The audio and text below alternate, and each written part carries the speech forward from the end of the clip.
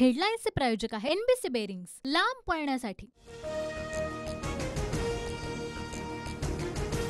येत्या काळात अनेक प्रादेशिक पक्ष काँग्रेसमध्ये विलीन होऊ शकतात। वैचारिकदृष्ट्या आम्ही गांधी नेहरूंच्या विचारसरणीचे एका वृत्तपत्राला दिलेल्या मुलाखतीत शरद पवारांचं मोठं वक्तव्य। समविचारी पक्षांसोबत काम करण्यास ठाकरे देखील सकारात्मक, त्यांची विचारसरणी ही आमच्यासारखीच।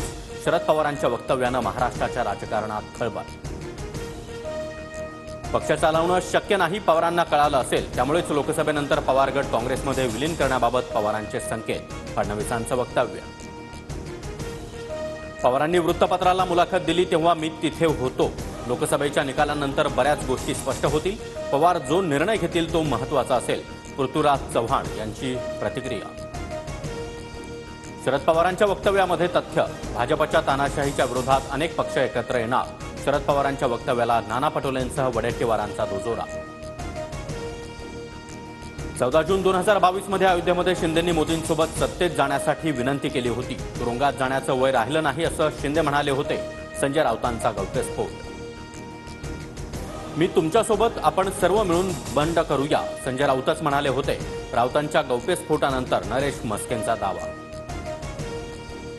शिंदे 2013 मध्ये 4 आमदारांसह काँग्रेसमध्ये जाणार होते। आमदारांनी माघार घेतल्यानं शिंदेंचं बंड फसलं। राजन विचारेंचा मोठा दावा। एकनाथ शिंदे आमच्याकडे येणार होते, वरिष्ठांमध्ये चर्चा होती। विचारेंच्या दाव्याला वडेट्टीवार यांचा दुजोरा, तर राऊत बरोबर म्हणाले, शिंदेंवर दबाव होता। वडेट्टीवार यांचं वक्तव्य। उन्हाची तीव्रता वाढलेली असतानाही पवारांना सभांसाठी नेतात। एखादी सभा घ्या आणि आराम करा असं कुणीही सांगत नाही। अजित पवारांची टीका। बरं झालं बारामतीची निवडणूक संपली, आता एकमेकांमध्ये सुरू असलेला कलगीतुरा थांबेल असं वाटतंय। छगन भुजबळांचा टोला। शिखर बँक घोटाळा प्रकरणी एसआयटी चौकशीची मागणी। मूळ तक्रारदार सुरेंद्र मोहन अरोरा यांच्याकडून याचिका। मुंबई पोलिसांच्या क्लोजर रिपोर्टला तक्रारदाराचा विरोध। वांद्रे वरळी सी लिंकवर मुख्यमंत्री शिंदे यांच्या ताफ्याचा तरुणाकडून पाठलाग करणारा शुभम कुमार जगदीश कुमार पोलिसांच्या ताब्यात, चौकशी सुरू।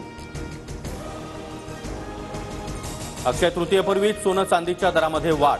सोन्याच्या दरामध्ये प्रतितोळा 72,300 रुपयांवर, तर चांदी प्रति किलो 82,700 रुपयांवर।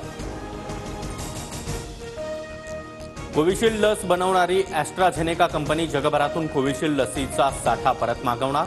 लसीच्या दुष्परिणामांच्या चर्चेमुळे निर्णय। हेडलाईन्सचे प्रायोजक आहे एनबीसी बेरिंग्स, लांब पळण्यासाठी।